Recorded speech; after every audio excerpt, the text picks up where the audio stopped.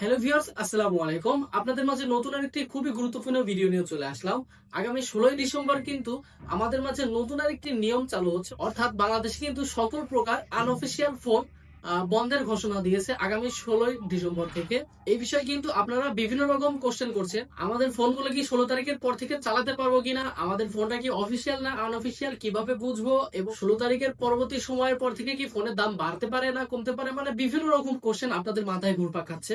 তো সমস্ত কোশ্চেনের সমাধান নিয়ে আজকের ভিডিওতে চলে আসলাম। আজকের ভিডিওটি সম্পূর্ণ কন্টিনিউ করবেন, তাহলে সমস্ত কোশ্চেনের একদম সলিউশন পেয়ে যাবেন।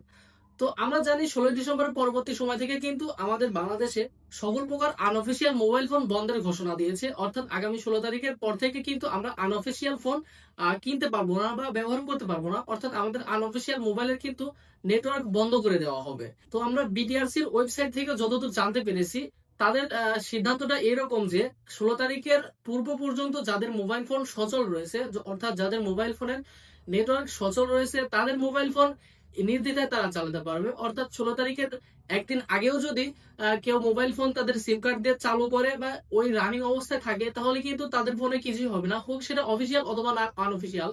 অর্থাৎ আপনি যদি আনঅফিসিয়াল ফোনও ইউজ করেন এবং সেটি যদি 16 তারিখের আগ পর্যন্ত যে কোনো সিম কার্ড দিয়ে চালু রাখেন, তাহলে কিন্তু আপনি 16 তারিখের পরবর্তী সময়েও কিন্তু ওই ফোনটি ইউজ করতে পারবেন। আপনার কোনো রকম সমস্যা হবে না।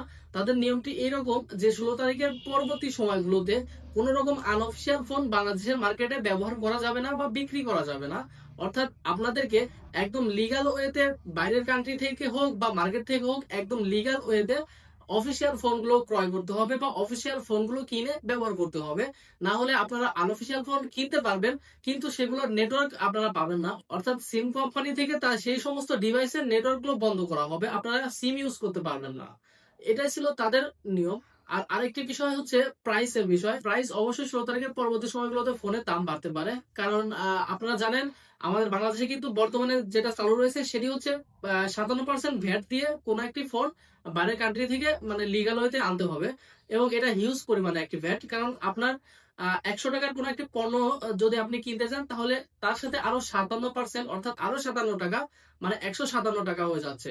তার মানে 1 লাখ টাকার একটি ফোন যদি আপনি লিগ্যাল ওয়েতে আনঅফিসিয়াল বাদ দিয়ে অফিসিয়াল ভাবে কিনতে চান, তাহলে কিন্তু 1 লক্ষ টাকার একটি ফোন 1,57,000 টাকা দিয়ে কিনতে হতে যাচ্ছে। তো যেটা আমরা এখন কিন্তু 1 লক্ষ টাকা দিয়ে কিনতে পারতেছি।